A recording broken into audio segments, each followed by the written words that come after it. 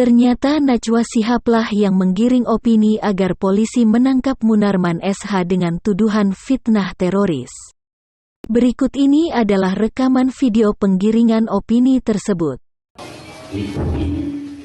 Nahnu nubayi'u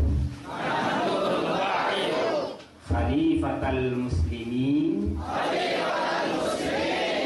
Abu Bakril Baghdadi Al-Quraisy Al-Husaini Al-Sam'i wa ta'ati. Ada Munarman tadi ya? Ya, Bang Munarman, ini sempat ramai nih jadi perbincangan Sangat publik. ramai. Anda sendiri hanya sebatas ramai atau pernah diklarifikasi, dipanggil polisi, ditanyai keterangan? Jadi begini ya, pertama-tama saya tadi mau menjawab dulu Pak Boy dan Mas Ridwan ya, soal aspirasi disebut tadi terorisme politik, dan Pak Boy tadi menyatakan ada dorongan-dorongan. Dalam konteks ini sepertinya ada motif politik, itu ya intinya. Saya kira begini ya, pertama-tama ya, saya mau tegaskan dulu nih, FPI itu menyalurkan aspirasi politiknya jelas lewat mekanisme-mekanisme yang diatur lewat undang-undang di negeri ini. Misalnya aspirasi politik. Kalau seandainya FPI itu gemar melakukan tindakan terorisme politik, maka 212 tahun 2016 tidak akan terjadi.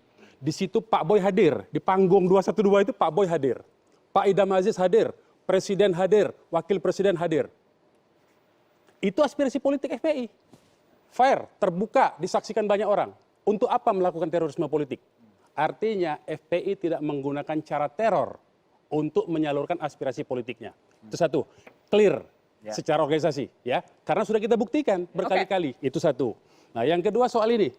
Soal ini berkali. Sebentar, boleh ditanggapi dulu? Tar dulu dong. Boleh ditanggapi supaya nyambung. Nanti sekalian supaya aja. nyambung. Sekalian aja. Sedikit dulu, supaya nyambung. Bagaimana? Saya tadi kan tidak menyampaikan bahwa FPI yang melakukan terorisme politik, tetapi orang-orang yang ditangkap di Condet itu yang melakukan terorisme Clear ya. politik. Jadi bukan FPI-nya, Bang. Clear ya, orang-orangnya ya. FPI-nya kan nggak ada. Artinya orang-orang yang itu orang-orang itu sudah diberhentikan. Ya itu versi Anda kan. Bukan aja. bukan versi, karena ada buktinya. Ya surat tadi. Ada surat pemecatan. Ya. Faktual kita. Oke. Ya. Artinya clear itu bukan bagian dari FPI ketika dia melakukan tindakan-tindakan seperti itu. Nah, sekarang soal Makassar. Berkali-kali saya sudah sampaikan. Sebetulnya waktu di Makassar itu kalau mau jujur secara intelijen saya pikir pasti ada lah intel di situ.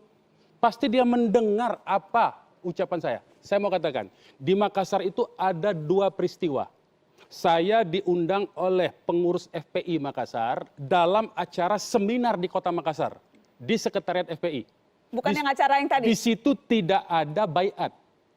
Ketika saya hadir di situ, karena materi saya menarik, menceritakan tentang geostrategi, geopolitik global, bagaimana Amerika dengan dokumen RAND Corporation melakukan counter terrorism berdasarkan dua dokumen, yaitu a threat persistent dan kemudian in their own word, ya, yang kira-kira ancaman yang terus-menerus, dan dokumen yang kedua itu kita gunakan kata-kata mereka untuk melawan mereka. Ini materi yang Anda sampaikan? Itu yang materi yang saya sampaikan. Okay. Salah satunya di situ, counter terrorism itu salah satu dengan cara buat website palsu yang seolah-olah website ini mewakili kelompok-kelompok garis keras supaya bisa menarik anak-anak muda ini, tapi kemudian kita hancurkan, dan bila perlu ini website untuk menghantam lawan kelompok yang lain, mengkafir-kafirkan kelompok lain. Saya ingatkan di Makassar, di FPI Makassar, hati-hati jangan terjebak dengan website-website garis keras karena ini buatan intelijen. Saya baca dokumen, bukan ngarang-ngarang.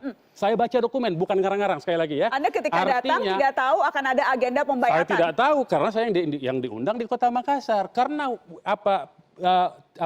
materi saya begitu, saya ditawari karena tiket saya besoknya baru pulang dan itu pun siang, mereka menawarkan besok masih ada lagi katanya. Ikutlah saya di situ. Saya kira itu sama. Tidak tahunya ada itu. Saya tidak tahu. Bagaimana orang tidak tahu? Anda menyampaikan ini ke klarifikasi ke polisi atau sempat dipanggil tidak? Tadi pertanyaan saya. Perbuatan saya diundang itu apakah perbuatan pidana? Kenapa saya harus klarifikasi? Itu dulu. Pertanyaan saya, apakah sempat ada yang memanggil, ada yang Pertanyaan saya, apakah itu kejahatan?